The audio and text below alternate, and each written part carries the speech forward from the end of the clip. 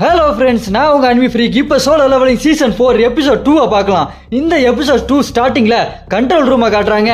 அங்க sir sir நகாயா Shizuka டகாயாமா இந்த ஊர்ல ரிகவர் ஆச்சு சார் அப்படின்னு சொல்ல அங்க கோட்டாருஜியோட பாஸ் அங்க நின்றுட்டு இருப்பான். எப்படிரா பாசிபிள் அப்படின்னு சொல்லிக்கிட்டு நம்ம ஹீரோ ஏர்போர்ட்ல வந்து யோசிப்பான் பாருங்க. அவன் சொல்லுவான் பாருங்க, நான் அந்த கண்களை பார்த்தேன் அந்த ஏர்போர்ட்ல. நான் இதுக்கு முன்னாடி நிறைய ஹண்டர்ஸை பார்த்திருக்கேன், ஆனா அவன் எந்த ஹண்டர்ஸ் கூட கம்பேர் பண்ண முடியாத அளவுக்கு அவனுக்கு அவ்வளோ பவர் இருக்கு. அப்படியே பேசிட்டே இருக்கும்போது டக்குன்னு பிளாஷ்பேக் காட்டுறாங்க.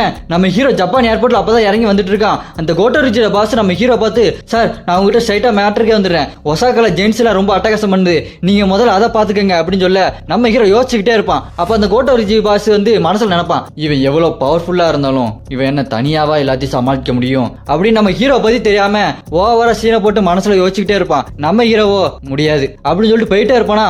எல்லாரும் ஷாக் ஆயிடுவானுங்க. அப்ப இவன் தனியா எல்லாத்தையும் பாத்துக்க போறானா, அது எப்படி முடியும் அப்படி ஷாக் ஆகி மிரண்டு போய் நின்று இருப்பானுங்க. அப்படியே அங்க பிளாஷ்பேக் கட் ஆகி பிரசன்ட்க்கு வராங்க.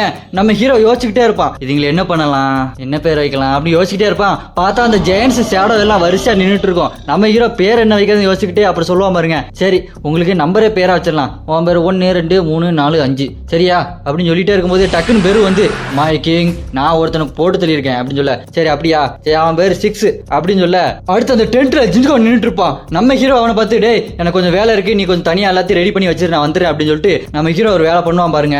இருக்கிற மொத்த சேடாவையும் நாடு ஃபுல்லா அனுப்பி விட்டுருவான். டஸ்க் ஒரு பக்கம் ஜெயிண்ட போட்டு அடிச்சிட்டு இருப்பான், டேங்க் ஒரு பக்கம் ஜெயிண்ட போட்டு கடிச்சிட்டு இருப்பான். இந்த மாதிரி சுத்தி அனுப்பிடுவானா. நம்ம ஹீரோ யோசிச்சுக்கிட்டே இருப்பான், என்னோட சேடஸை டிஸ்ட்ராய் பண்ணவே முடியாது, அவங்க சாக திரும்ப வந்துகிட்டே இருப்பாங்க, என்னோட மானாவோட லெவலும் ரொம்பவே அதிகமா இருக்கு, எஸ்ரன் கேட்டே பிரேக் ஆனனால நிறைய சின்ன கிரேட்லாம் பிரேக் ஆயிருக்கு, அதெல்லாம் என் சேடோஸ் எல்லாம் பார்த்துப்பாங்க அப்படின்னு சொல்லிட்டு இங்க நம்ம ஹீரோ நடந்து வந்துட்டு இருப்பான் பாருங்க. அந்த சிட்டியே அழிஞ்சு போயிருக்கும். 7வது நைட் அது அப்படியே நடந்து வந்து பாத்துக்கிட்டே இருப்பானுங்க. எல்லாம் கன்றாவியா இருக்கும் அந்த ஊரே. நம்ம ஹீரோவோ இது என்னடா இந்த ஊர் இவ்வளவு நாசமா போயிடுச்சு அப்படின்னு சொல்லும் போது அங்கிருந்து ஒரு ஹண்டர் பொண்ணு வந்து, சார் நான் தான் சார் அன்னிக்காவா அந்த பொண்ணு வந்து நிக்க, நம்ம ஹீரோவோ இங்க நீங்க மட்டும் தான் இருக்கீங்களா அப்படின்னு கேட்க, சார் ஆமா சார் மத்தவங்க எல்லாம் அந்த ஜப்பானை சுத்தி மத்த ஏரியாக்கெல்லாம் போயிருக்காங்க அப்படின்னு சொல்ல, ஓ சரி. அந்த பொண்ணு அடுத்து சொல்ல ஆரம்பிக்கும் பாருங்க, சார் இங்க 16 ஹண்டர் வந்தாங்க சார், ரஷ்யால இருந்து ஒருத்தன், யூகேல இருந்து ஒருத்தன், இந்தியால இருந்து 2 பேரு, சைனால இருந்து 2 பேரு, ஜப்பான்ல இருந்து 3 பேர், இந்த மாதிரி நிறைய எஸ்ரா ஹண்டர்லாம் வந்தாங்க சார். ஆனா அந்த ஜெயன்ஸ் எல்லாம் ஏராங் டஞ்சன் பாஸை விட ரொம்பவே பவர்ஃபுல்லா இருந்தது. சைனால இருந்து ஒரு ஆளு, கனடால இருந்து ஒரு ஆளு, எல்லாத்தையும் கொண்டு தள்ளிடுச்சு.